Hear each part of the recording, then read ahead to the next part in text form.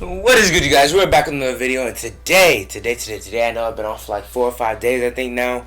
Had a basketball tournament, went 4-on-1, played good, lost the last game, didn't win the championship, but we played decent. I was out of town, had a tournament, couldn't bring any content for you guys on draft night. That kind of sucks. That hurt to not be able to do that, but I have a podcast coming out tomorrow, and we'll be talking about the NBA free agency we're about to talk about right now, and also the NBA draft to catch y'all up, get my thoughts on it that way, and so I don't have to post an individual video so late. I'll just do it on the podcast with my guys tomorrow. Sub to that, link in bio, sub to my podcast, man. Man, we had our first episode last week. It was a good first episode in my opinion. Like, it wasn't chopped up and nothing like that.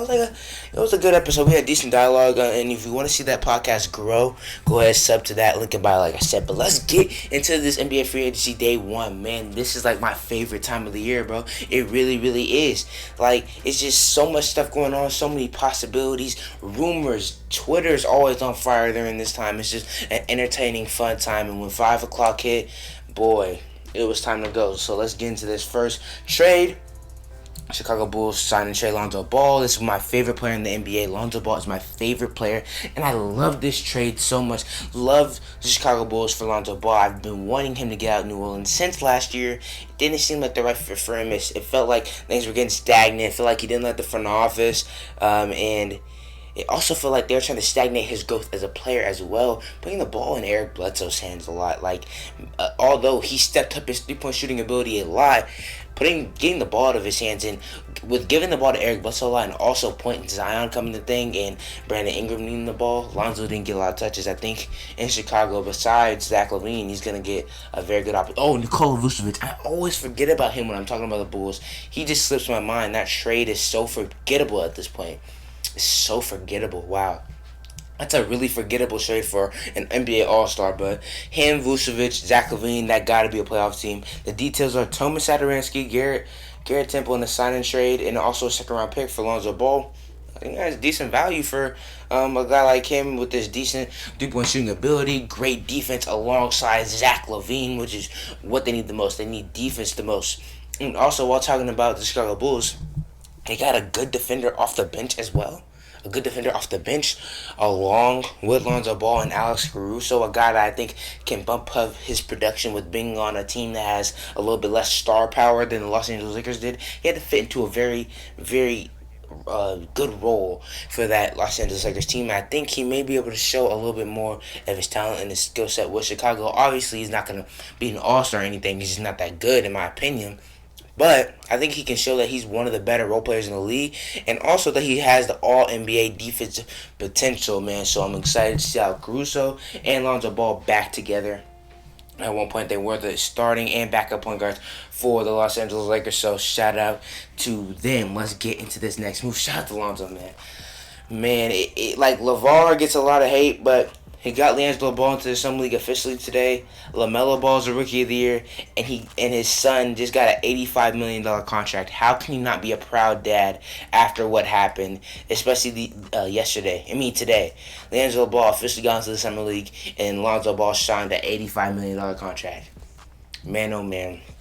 I'd be a proud dad. I can't even imagine it. Chris Paul resigns. That's cool. I think it was a little bit of an overpay. Obviously, it will stop getting paid at 40 because that's some type of rule in the NBA.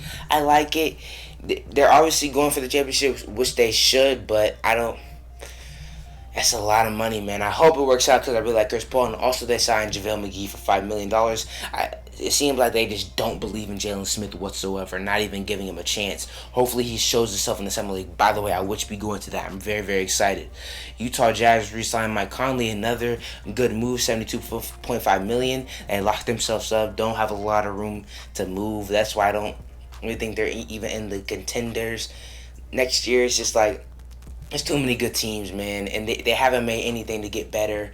Jared Butler was a really good snag. Hopefully he could become something off the bench, but it doesn't seem like they're getting better. They're just trying to stay the same by re-signing their guys, so I don't know, man. I like Mike Conley, like a 16-point scorer, a 17-point scorer, finally made it to the All-Star game last year. Shout out to him, but he was on the team last year. They're not getting better with that move. They're just staying the same. Cleveland Cavaliers re-signed Jared Allen, man. re-sign Jared Allen for $100 million. People are saying this is an overpay. This is going to be a very supersized front court with the power forward and center. I'm guessing Evan Mobley starting at power forward because I can't even imagine him coming off the bench. But, man, I think it has the potential to work out because Evan Mobley has that tweener type of skill set, man. He can really guard the perimeter well. He can obviously block shots inside, and also he's shown that he can stretch the floor. He can't do it great yet. Obviously, I'm not saying he's no stretch five, I don't think, but he shows the potential to be able to do it, and I think kind of experimenting, it'd be cool to see this 7-foot power forward center duo, both nimble, both really athletic. One's a rim runner, one's also can pick and roll, but also can pick and pop, do some things off the dribble. It's gonna be really, really interesting to see. So they have a super big power forward center duo, and then a super small point guard shooting guard duo. Like, I guess having Evan Mobley and Jared Allen on the back line kind of helps that size in the front. I guess that's kind of how they're thinking. So I like it, man. I really, really like it. And with a team like the Cavs, all they can do is experiment. They're not good. You know, I don't think they're going to be that great next year. So just experiment, man. You got these two young bigs, like King of the Fourth Quarter and others were saying. A guy like Jared Allen isn't good enough to scare you away from picking a guy like Evan Mobley. He's just not. So pairing them together, hey, it may be great. They may be the next Twin Towers, you know. Miami Heat sign and trade for Kyle Lowry. The details are, I think they traded Precious Achiuwa. Yeah, Precious Achiuwa and Goran Dragic, man. Precious Achiuwa and Goran Dragic. I think that's a fair trade. That's a fair trade. They're kind of locking themselves in a hole, and I don't think they have what it takes to win the finals. But they also got PJ Tucker, which was kind of surprising to me. I thought he would have re-signed and tried to get another championship, but he went ahead and went to the Heat. They also extended Jimmy Butler for what? How much money was that? Like $182 million or something like that. I mean, yeah, they're locking themselves in a hole, and I don't think they're gonna win a championship. But I think that they can get close. I think they can get close. The Brooklyn Nets are in their conference. Milwaukee Bucks are in their conference. I'm trying to think some other teams. Can't really think of it right now, but they have a chance, man. But with these type of teams, Jimmy Butler is going to have to be the lead scorer for you, and I don't think he can do that at an NBA Finals champion level. Bam Adebayo didn't. Bam Adebayo was a really good center, but I don't think he improved a lot last year. Kyle Lowry's only getting older, but I like the move, man. Kyle Lowry will always be a really, really good starting point guard for you. I think he'll average like 16. Really, really good defense, almost all NBA defense. So they have a chance, man. They have one of the grittiest teams. I would not want to play the Miami Heat on any night when they're healthy. You got Bam, PJ Tucker, Kyle Lowry, and Jimmy Butler. Those four, and you just add Duncan Robinson as a shooter, which that also re-signed for 5 years, $90 million. I was surprised by that. I didn't think he would get that kind of money. They're re-signing all their guys for a lot of money. So we'll see what happens, man. We'll see what happens. But PJ Tucker was a really, really good pickup, and hopefully he can start knocking down his corner threes a little more. Start knocking down his corner threes a little bit more. Tim Hardaway Jr. back with the Dallas Mavericks. First move for my guys, man. For my guys, you know what I'm saying?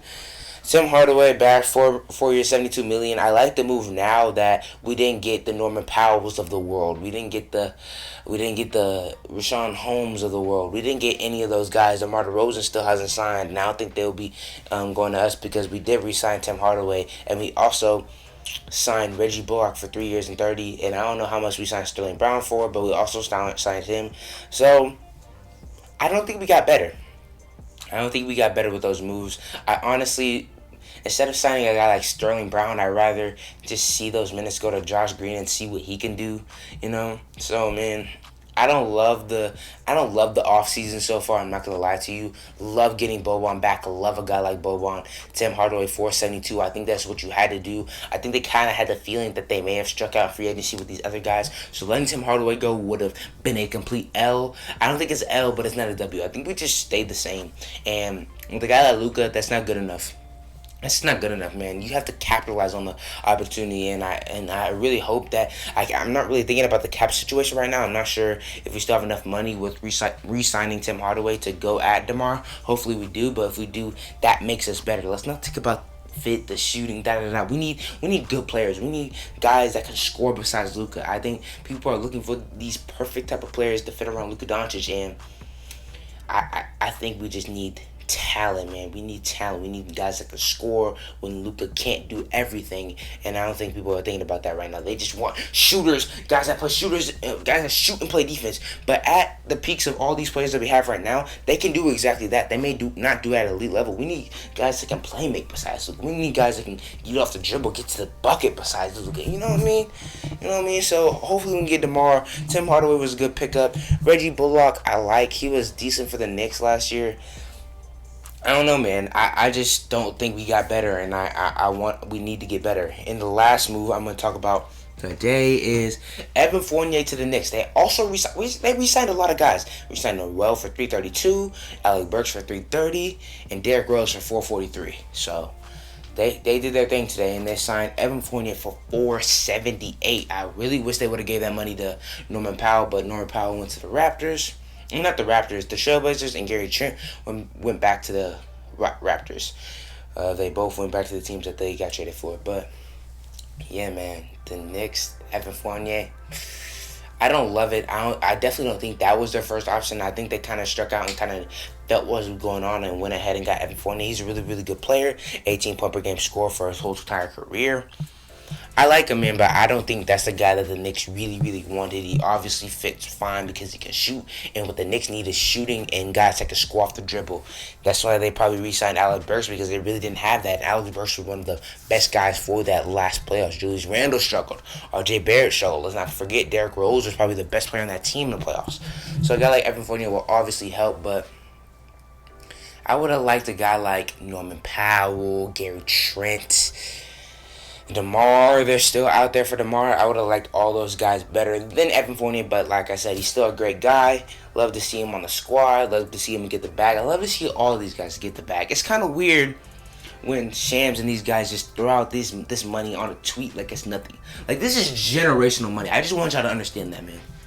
This is generational money. This is changing people's lives, people's families, especially these guys getting their first contract. It's just really, really cool to see. I'm glad to see these guys' hard work paying off, especially a guy like Duncan Robinson, man. An undrafted guy getting $590, the highest contract from an undrafted player of all time. Like, that's generational cash, bro. That's generational cash. So I'm just excited for all these guys getting this money. I just want to say I don't like all the hate after these guys get contracts, because I feel like it's hating on it. It's kind of disrespecting the work that they've put in to get to this moment, to put their families in better positions. So I don't try to hate on these guys when they get their bread, and just appreciate, especially at the right when they get it. People spamming L in the comments. They're an L, bro. Maybe farther down the line, maybe that wasn't a great decision, but they got their money. They worked super duper hard for this. So I think everybody and all NBA fans should just appreciate that. But that's all I got for you guys today. I just have a content. Go and like us up on the video if you haven't already. Like I said, go sub to my podcast channel. I'm going to have another podcast coming out tomorrow. We do that weekly now. And also we may cut up a couple clips, do a couple shorts. You know what I'm saying? All that type of stuff. But yeah, man, I'll see you guys next time.